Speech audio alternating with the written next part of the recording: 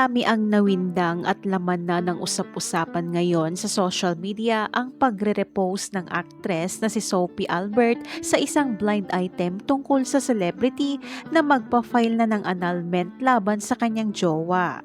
Nakalagay sa blind item na nanganganib ang pagsasama ng celebrity couple dahil sa pangangaliwa ng isa. Marami ang nagtataka ng mga netizens dahil bakit nga ni-repost ito ni Sophie. Kaya naman inisip tuloy ng marami na baka may problema rin sila sa relasyon nila ni Vin Abrenica. Kaagad namang hinusgahan ang mister niyang si Vin Abrenica kung ano-ano na agad ang sinabi ng mga netizens na kesyo hindi raw na iba kay Aljur Abrenica ang kapatid niyang si Vin.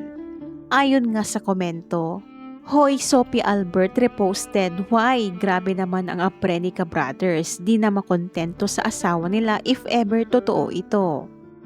Pero ilang oras pa lamang ang nakalipas, binura o deleted na rin agad sa TikTok account ni Sophie ang pag-repost niya ng photo.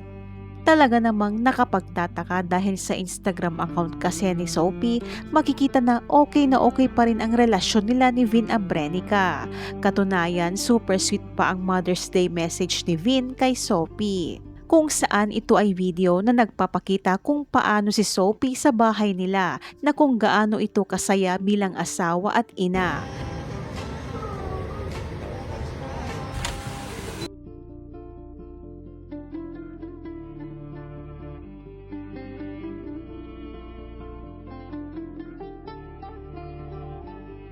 Matatandaan na 2 beses na ikinasal sina Sophie at Vin noong 2023 matapos ang 10 taong pagsasama nila.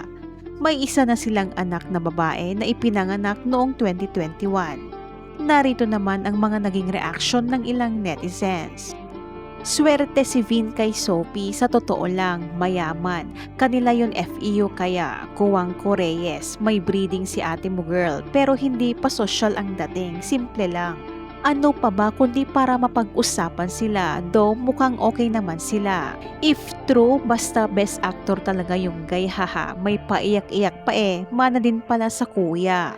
Baka din niya alam na nare-repost niya. Ganon din ako minsan sa TikTok may napipindot ako, nare-repost ko pala lol. Baka nakarelate siya kaya ni-repost niya, but that's not mean na sila nga yan. Mga akla, hindi ibig sabihin ni-repost niya na sila na yung nasa BI. Diyos ko, pwede namang relate lang siya dahil baka on the rocks na rin ang relasyon nila at plan magpaanal, or baka friend o kilala niya ang nasa BI. Can I join?